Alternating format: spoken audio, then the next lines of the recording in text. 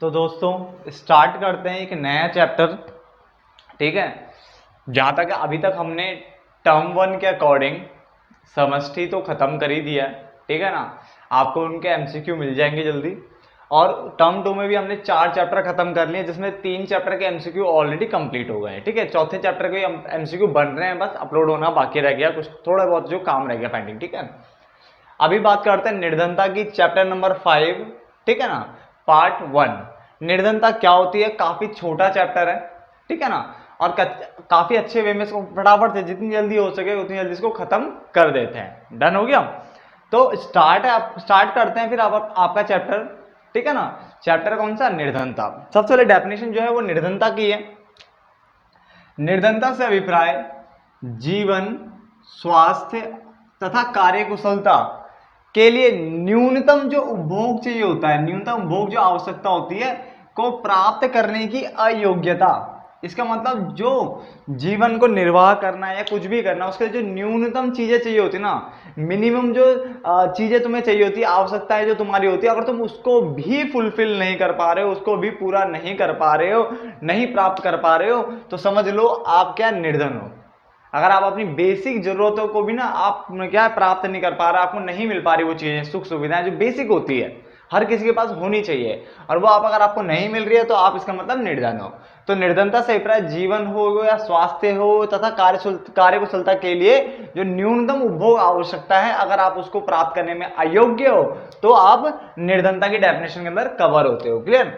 निर्धनता की पहचान उनके व्यवसाय और संपत्तियों के स्वामित्व, यानी स्वामित्व मतलब ऑनरशिप। ठीक है, तो जो संपत्ति है उसके ऑनरशिप के अकॉर्डिंग, ठीक है, क्या करते किया जाता है, निर्धनों की क्या है, पहचान की जाती है। तो उसने बोला निर्धनों की पहचान उनके व्यवसाय तथा संपत्तियों के स्वामित्व के आधार पर की जाती है। ग्रामीण क्षेत्रों की अगर हम बात करें तो निर्धन आमतौर पर कैसे होते हैं, भूमिहीन श्रमिक होते हैं ना, जिनके पास भूमि ही नहीं है, और वो बेचारे कुछ भी दूसरे की भूमि पे काम करते हैं या समथिंग, कुछ भी काम करके अपना बेचारा गुजारा चलाते हैं वो बेचारे लोग, है ना। तो भूमिहीन श्रमिक ग्रामीण में हो गए। और जो गैर कृषि, गैर मतलब देखो, कृषि मतलब जो काम उसमें खेती बाड़ी में लगे, और गैर कृषि मतलब जो कृषि में नहीं लगे हुए, कृषि के अलावा दूसरे कामों में लगे हुए।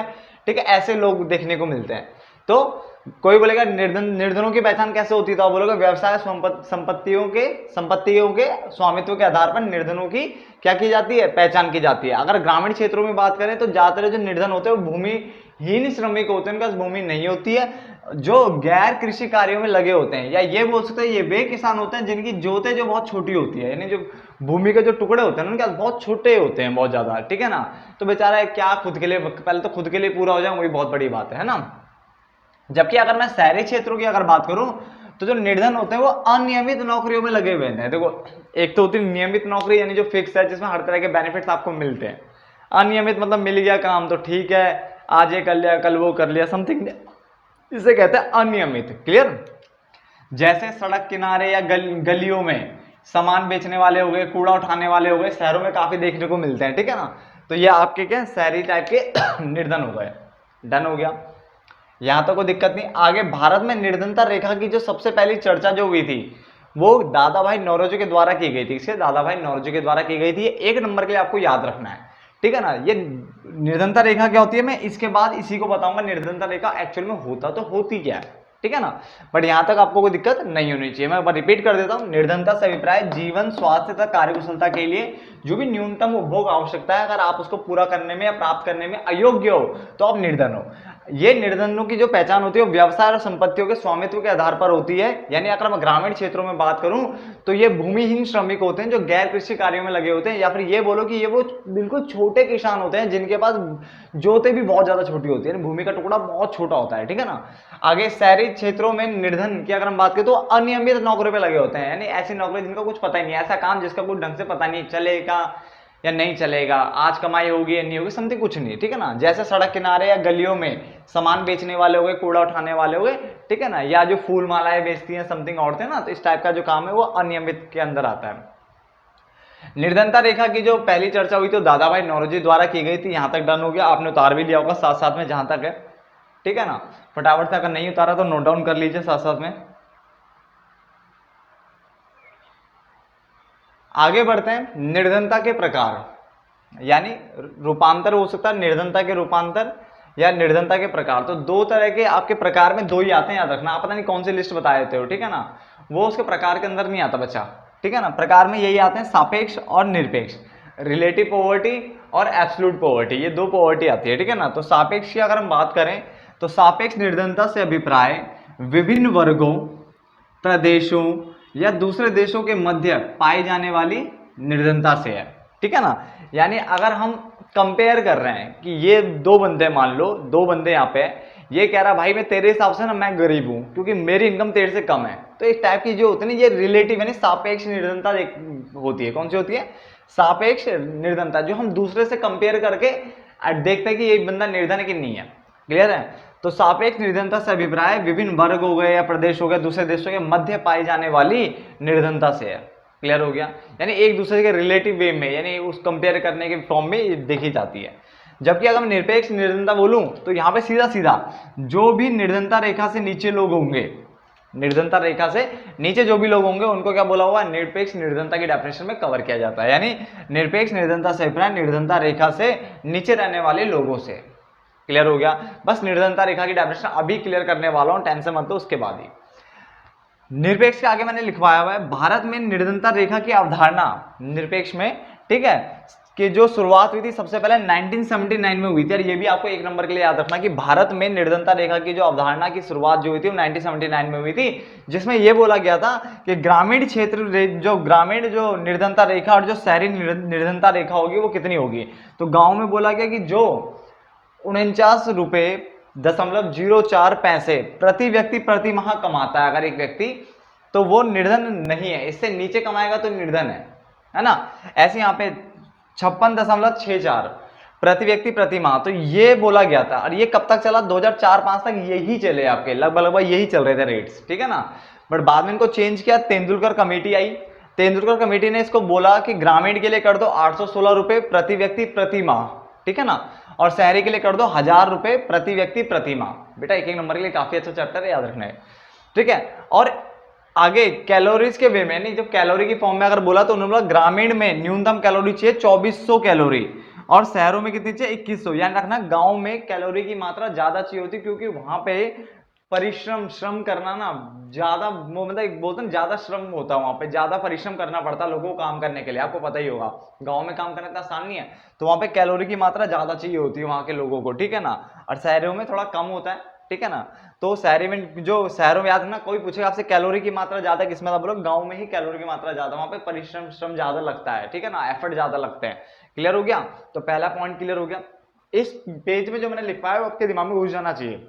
एक बार देखो, निर्धनता जो क्या बोल रहा है, निर्धनता से जीवन स्वास्थ्य तथा कार्यकुशलता के लिए न्यूनतम भोग आवश्यकताओं को प्राप्त करने की अयोग्यता है। व्यवसाय संपत्तियों के आधार पर निर्धनों की क्या की जाती है? पहचान की जाती है। ग्रामीण क्षेत्रों में निर्धन उसको माना जाता है जो भूमिहीन श्रमिक है, जो गैर कृषि कार्यों में लगे हुए हैं, ठीक है ना, अथवा वे किसान होते हैं जिनकी जोतें छोटी होती है।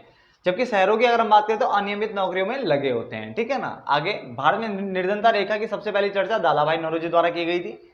इसके दो प्रकार हैं या रूपांतर है, सापेक्ष निरपेक्ष। सापेक्ष में क्या होता है? विभिन्न वर्गों, प्रदेशों, दूसरे देशों के मध्य पाई जाने वाली निर्धनता है, ठीक है। जबकि निरपेक्ष में क्या होता है? सीधा निर्धनता रेखा देखी जाती है, उससे नीचे जो है वो निर्धन, उससे ऊपर है वो निर्धन नहीं होते हैं, ठीक है ना। यहाँ पे देखा जाता है।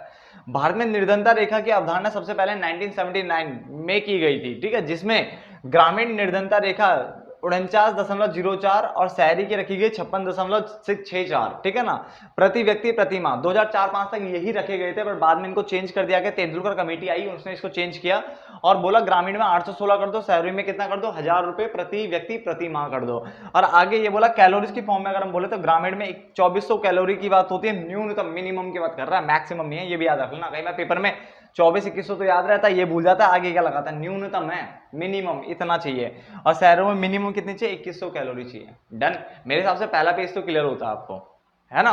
फटाफट से नोट डाउन कर लीजिए आप भी। तो आगे देखिए, अब निर्धनता रेखा की डेफिनेशन कवर करते हैं। निर्धनता रेखा से अभिप्राय उस रेखा से है जो प्रति व्यक्ति औसत मासिक व्यय को प्रकट करती है। देखो क्या लिखा है? प्रति व्यक्ति औसत मासिक व्यय को प्रकट करती है। जिसके द्वारा परिवार अपनी न्यूनतम आवश्यकताओं को क्या करते हैं, संतुष्ट करते हैं। काफी आसान से डेफिनेशन है। निर्धनता रेखा उस रेखा को कहता है जो क्या बताता है, जो प्रति व्यक्ति यानी एक व्यक्ति औसत यानी एवरेज मासिक व्यय यानी मंथली एक्सपेंडिचर यानी एवरेज मंथली एक्सपेंडिचर यानी औसतन कितना महीने में खर्चा हो जाता है एक व्यक्ति पे, ठीक है ना, को प्रकट करती है। तो प्रति व्यक्ति औसत मासिक व्यय को प्रकट करती है, जिसके द्वारा परिवार जो है अपनी न्यूनतम आवश्यकताओं को क्या करते हैं, संतुष्ट करते हैं। व्यक्ति गणना अनुपात जिसको हेड काउंट रेशियो कहते हैं, या निर्धनता प्रभाव अनुपात, ये भी हम पॉवर्टी इंसिडेंस रेशियो भी बोल सकते हैं। क्लियर है? तो ये होता क्या है, तो उसने बोला निर्धनता रेखा से जितने भी नीचे जो जनसंख्या रहती है उसके प्रतिशत को, ठीक है ना, यानी निर्धनता रेखा से नीचे रहने वाली जनसंख्या के प्रतिशत को व्यक्ति गणना अनुपात या निर्धनता प्रभाव अनुपात कहते हैं। बड़ी सिंपल सी डेफिनेशन थी, यानी जो व्यक्ति जो जनसंख्या निर्धनता रेखा से नीचे रहती है उसके प्रतिशत को ये बोला गया है। क्लियर है? एक देश निर्धन है क्योंकि वह निर्धन है, ये लाइन किसने कही थी, तो प्रोफेसर जो है नर्क से जो है इन्होंने ये लाइन कही थी, तो ये 1 नंबर में आपको याद रखना पड़ेगा। क्लियर हो गया?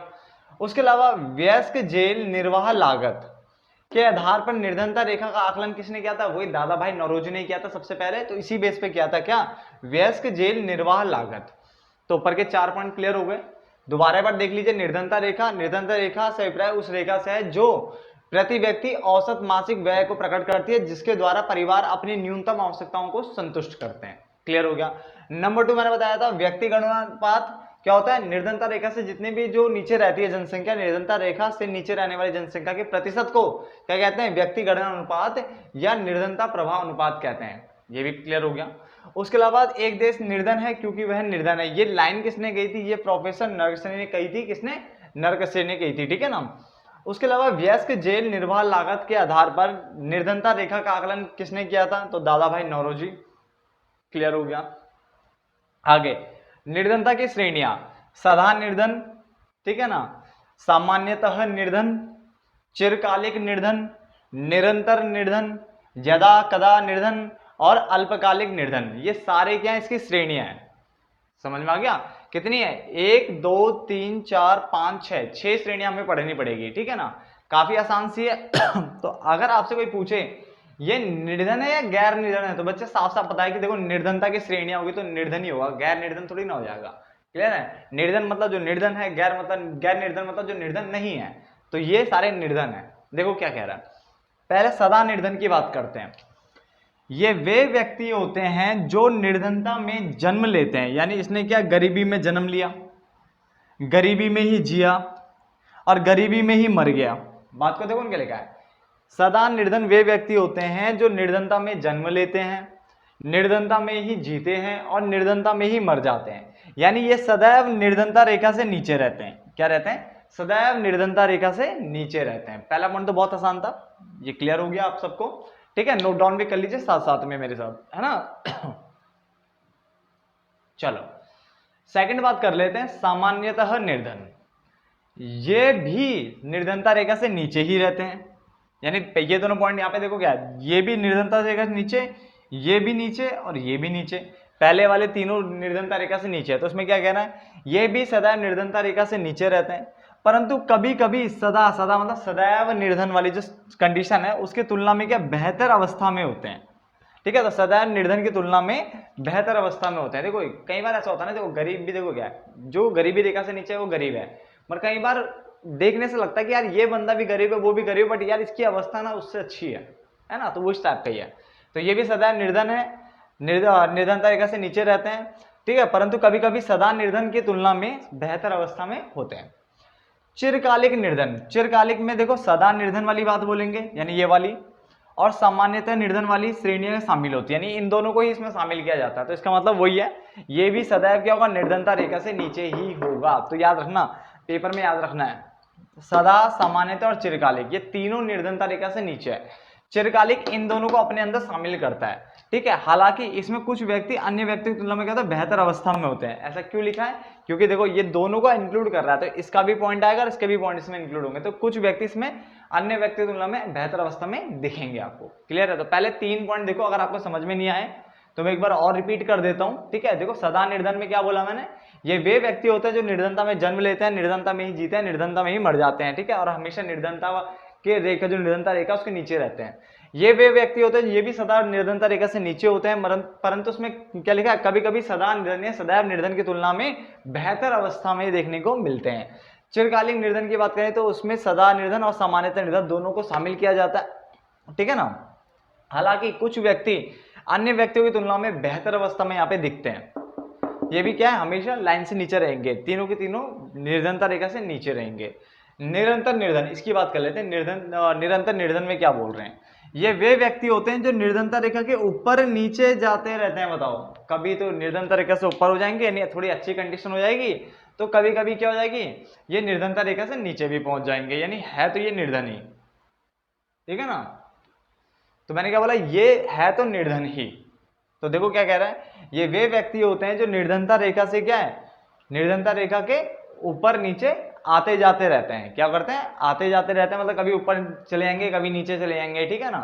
और आगे लिखा हुआ है जैसे छोटी जोत धारा, यानी जिसके बाद छोटे भूखंड होते हैं, यानी भूमि के टुकड़े होते हैं, और तथा मौसमी श्रमिक, क्योंकि ये ऐसे इस टाइप के होते हैं, कभी कभार पता नहीं कि किस्मत चमक जाती है, जैसे बारिश वाले टाइम पे हो गई, सब कुछ अच्छा हो गया, तो जब सब अच्छी खासी फसलें वसलें हो रही है, सब कुछ बढ़िया है, तो इस टाइम पे थोड़ा सा अच्छी कंडीशन में आ जाते हैं ये। बट जैसे ही विपरीत हालात आए डब्बाकुल, तो इस टाइप के कौन बेटा, निरंतर निर्धन में आते हैं ऐसे व्यक्ति, ठीक है ना। चलो, यदा कदा निर्धन, ठीक है ना। तो यदा कदा निर्धन में क्या होता है बच्चा, ये वे व्यक्ति होते हैं जो अधिकांश समय निर्धनता रेखा के तो ऊपर ही रहते हैं, यानी अच्छी कंडीशन में होते हैं ये ज्यादातर यदा कदा वाले, परंतु कभी कभी भाग्य के साथ ना देने पर ये निर्धनता रेखा के नीचे चले जाते हैं। आप बोलोगे ऐसे कैसे भाई, बेटा देखो अभी कोविड आया था, है ना, तो होटल लाइन से क्या डब्बा गोल हुआ था, आपको जानते ही हो। तो जब तक ये होटल लाइन में काम कर रहे थे बेचारे, चाहे रोटी बना रहे हो चाहे कुछ भी कर रहे हो वहां पे, वो तब तक क्या उनको पैसा मिल रहा था, मंथली जो भी है, वीकली मंथली जो भी मिलता है, तो तब तक ठीक था। बट जैसे कोविड आया उसने सब कुछ बंद करवा दिया, तो कई टाइम तक बेचारे निर्धन हो गए थे। अरे हो क्या पता अपनी बेसिक जरूरत को भी पूरा ना कर पा रहे उस टाइम पे, तो ये निर्धनता रेखा से नीचे चले गए थे, ठीक है। और बहुत सारी जगह ऐसी चीजें हैं, ठीक है, जिनमें दिक्कत हुआ था कोविड में। तो ये वे व्यक्ति होते जाते हैं तो निर्धनता रेखा के ऊपर है, यानी अच्छी कंडीशन में ठीक ठाक होते हैं, परंतु जैसे भाग्य साथ ना दे, ठीक है, जो एडवर्स सर्कमस्टेंसेस आ जाते हैं उस टाइम पे क्या है, निर्धन रेखा के नीचे भी पहुंच जाते हैं। अल्पकालिक निर्धन, अब इसमें भी निरंतर निर्धन और यदा कदा निर्धन को शामिल किया गया है, ठीक है ना। तो निरंतर निर्धन तथा यदा कदा की श्रेणी में आने वाले व्यक्तियों को अल्पकालिक निर्धन कहा जाता है। क्या कहता है, अल्पकालिक निर्धन कहा जाता है। तो जो निरंतर निर्धन तथा यदा कदा दोनों को श्रेणी, यानी जो इस श्रेणी में आते हैं उनको क्या कहा जाता है, अल्पकालिक निर्धन कहा जाता है। ये अल्पकालिक के प्रकार है बेटा ये वाले, यानी जो कुछ टाइम, तो अल्पकाल क्यों लिखा है, अल्पकाल मतलब छोटा काल होता है, तो जो कुछ टाइम तो क्या होते हैं, निर्धनता रेखा के ऊपर होते हैं, तो कुछ टाइम निर्धनता रेखा के नीचे होते हैं, और जिस टाइम वो निर्धनता रेखा से नीचे होते हैं उस समय, यानी उस छोटे टाइम पीरियड को क्या कहते हैं, हम अल्पकालिक निर्धन कहते हैं, यानी 1-2 अल्पकालिक के पार्ट है। क्लियर हो गया। तो बेटा अगर आपसे कोई पूछे, दोबारा बोल रहा हूं कि ये निर्धन है या गैर निर्धन है, तो बेटा ये निर्धन है सारे।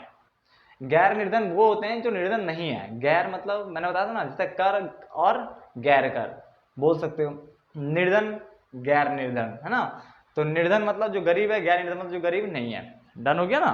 तो यहां तक आप नोट डाउन करिए सर फटाफट से, या एक काम करते हैं इस पार्ट को यहीं पे रोके क्या, एक चैप्टर में देख लेता हूं पहले कितना है, उसके हिसाब से पार्ट को रोकते हैं। अगर लगे कि चैप्टर छोटा है अभी तो अगली क्लास में करेंगे, वरना अभी थोड़ा बहुत और लिख लेंगे इसी में।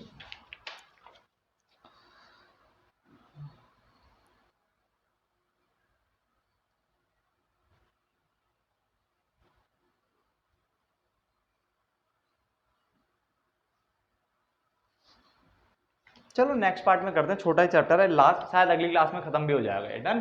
तो मिलते हैं फिर नेक्स्ट पार्ट में, तब तक के लिए धन्यवाद दोस्तों।